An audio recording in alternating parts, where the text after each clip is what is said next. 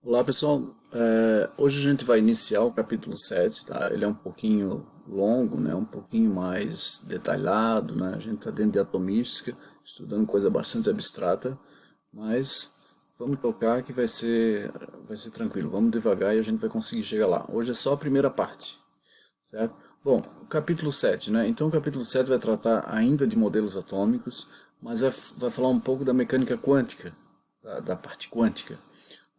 Então a gente viu até agora, a gente falou dos modelos atômicos, né? Então tem alguns cientistas que a gente precisa citar ele ainda, por exemplo, esse de Broglie, ele chegou à conclusão que olhando, né, o modelo atômico que a gente viu antes, né, Bohr dizia que o átomo, né, tinha um núcleo com prótons e nêutrons, ele não mudou nada disso, o trabalho dele foi só na eletrosfera, e o Bohr diz que os elétrons estão em órbitas circulares, né, seria essa órbita perfeita aqui que ele está apontando aqui, ó.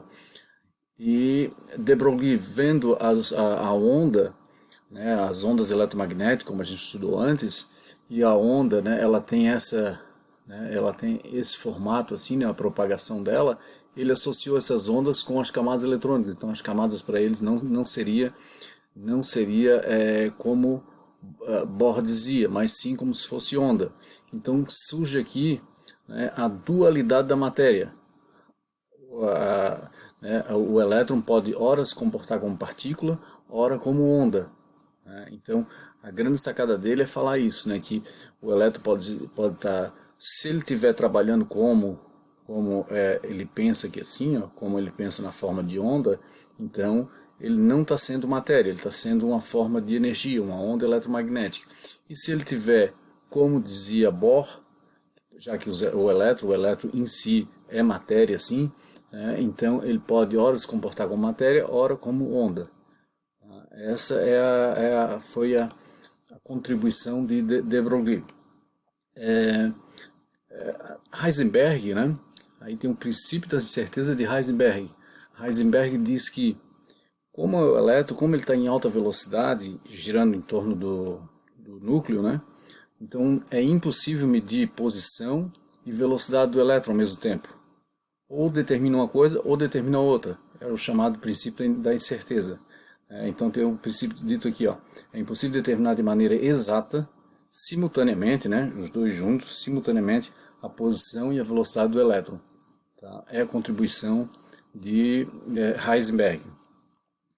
Bom, depois vem Schrödinger, Erwin Schrödinger, que descobriu que já no modelo atômico lá de Sommerfeld, né, ele já viu que as camadas eletrônicas não eram, dentro das camadas existiam subcamadas, mas o Schrödinger chegou a uma conclusão seguinte, que o átomo tem um núcleo, como todos já falavam antes, né, o átomo tem um núcleo, mas existe uma região, uma região com maior probabilidade de encontrar o elétron, e essa região com maior probabilidade de encontrar o elétron, né, no caso aqui ele coloca como azul, né, lá no centro estaria o núcleo, e quanto mais intenso seria esse azul aqui, maior probabilidade de encontrar o elétron, então estaria mais próximo do núcleo, né. Então essa região ele chamou de orbital. Então ele cria um novo conceito aí, que é o conceito de orbital. Tá aqui, ó. Orbital seria o quê? Uma região próxima do núcleo, onde tem maior probabilidade de encontrar o elétron. Bom, aí vem para os números quânticos. O que são números quânticos? Números quânticos são números que vão determinar a posição do elétron. Em que local que o elétron está do átomo. Se ele tá na primeira camada, na segunda camada, se ele está em qual subcamada, que é uma divisão da camada, se ele está em qual orbital, daquela que está falando ali Schrödinger. Então vem números quânticos. Os números quânticos são 4 números, né? A gente vai passar por cada um deles. O primeiro número quântico é chamado número quântico principal. O número quântico principal, o que ele vai dizer para a gente? Ele vai fornecer para a gente a camada eletrônica que está o átomo. Então, simples, é bem simples. Número quântico principal, se a camada K é aquela que está mais próxima do núcleo, então o número quântico principal vai ser 1. Está aqui, ó. A camada K, número quântico principal, 1. O número quântico principal a gente vai simbolizar por um N minúsculo. Daqui para frente a gente vai simbolizar por N minúsculo. Então a camada K vai receber valor 1. E aí vai. A camada L, que é a camada seguinte, vai receber valor 2. A camada M vai receber valor 3. A camada N vai receber valor 4. E aí segue até a camada Q, que são 7 camadas que existem, até o momento da ciência, né? O número de camadas, vamos dizer assim, é infinito, mas pelo número de elementos que existe hoje, vai até a sétima camada. Tá? E a camada Q, que é a última aqui, né, essa que eu estava apontando, tem número quântico principal 7. O número quântico principal, esses números, são números da mecânica quântica. Então, são números, né, que vão dizer posição do elétron, vai falar de elétrons, assim, por exemplo, ó, a camada K, ela tem número quântico principal 1.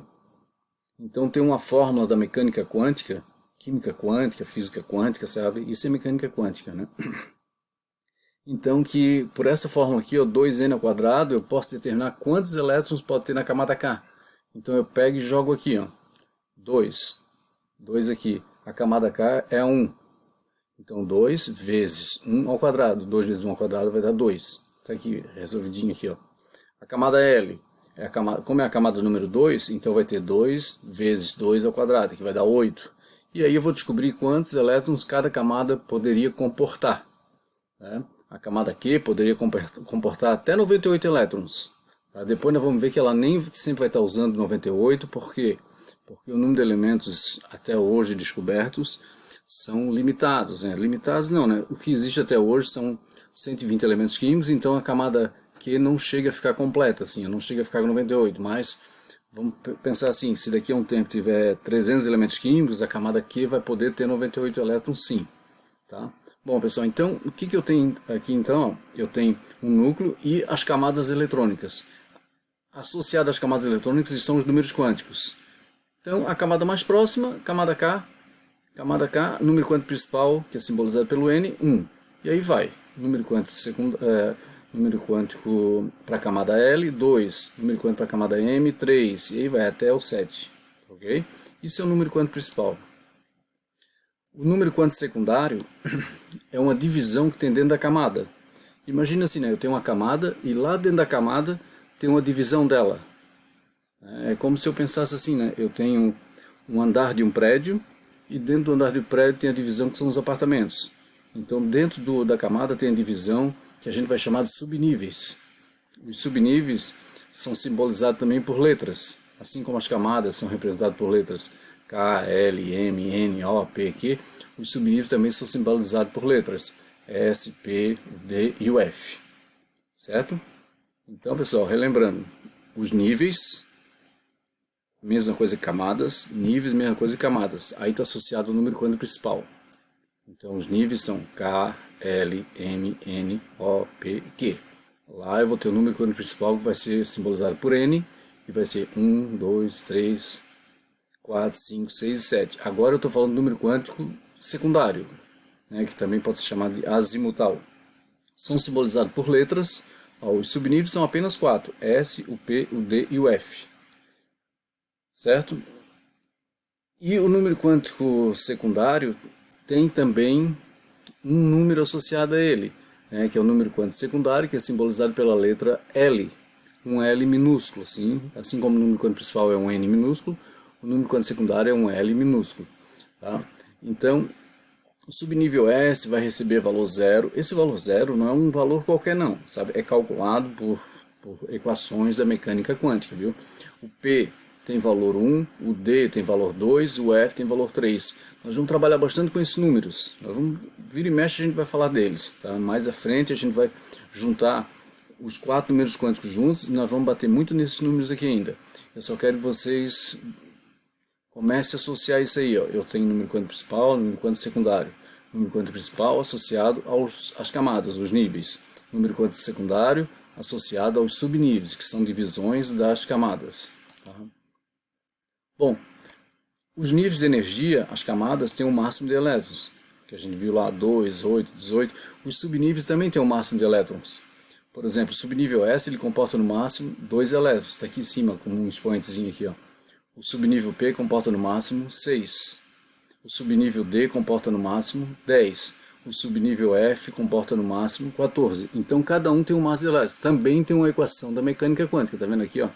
A equação da mecânica agora é essa, 4L mais 2. O que é o L? É um número quântico secundário. Isso é para os subníveis. Então, para o S, quanto que é o valor do L? 0. Eu jogo 0 aqui, ó, eu vou ter 4 vezes 0, 0, 0 mais 2, 2. Então o S pode ter 2 elétrons. Para o P, o valor do L é 1. Se o L é 1, eu vou ter 4 vezes 1, 4, mais 2, 6. Então pode ter 6. E eu vou jogando. Para o D, o valor do L é 2. 4 vezes 2, 8. 8 mais 2, 10. E aí fecha certinho, né? A mesma coisa para o F. Se é 3, então vou ter 4 vezes 3, 12. 12 mais 2, 14. Tá? Então, o que eu tenho agora aqui? Eu tenho uma tabelinha aqui com o número quântico secundário, que está associado ao subnível, e que está colocado aqui o número de elétrons que cada subnível pode ter. O S pode ter 2, o P6, o D10 e o F14. Aqui está mostrado como é que chegou naquele número ali de cima. Tá? Bom, daqui para frente a gente vai trabalhar muito com uma coisa desse tipo aqui, ó. Se aparecer alguma coisa assim pra gente, ó. O que lembra o D? O D é o subnível. O que é o 5? É o número de elétrons que está nele. O que é o 3? É o nível de energia que ele está. Está no nível 3. Se está no nível 3, está no número quântico principal 3. E aqui vai ser o número de elétrons, está com 5. A gente sabe que o D, a gente viu agora aqui ó, que o D pode ter até 10. Tá? Nem sempre vai ter 10. O máximo que ele pode ter é 10. Tá? Mas aqui nesse caso, aqui nesse exemplo, está com 5. E o D aqui, que é o subnível, né? Que vai também trazer para a gente o número quântico secundário. Se é o D, o número quântico secundário é 2. Tá? Eu peço para vocês um pouquinho de paciência, porque é um assunto bem delicado, sim, tem muito detalhezinho. A gente vai relembrando com vocês bastante, tá ok? Vou fazer bastante exercício sobre isso.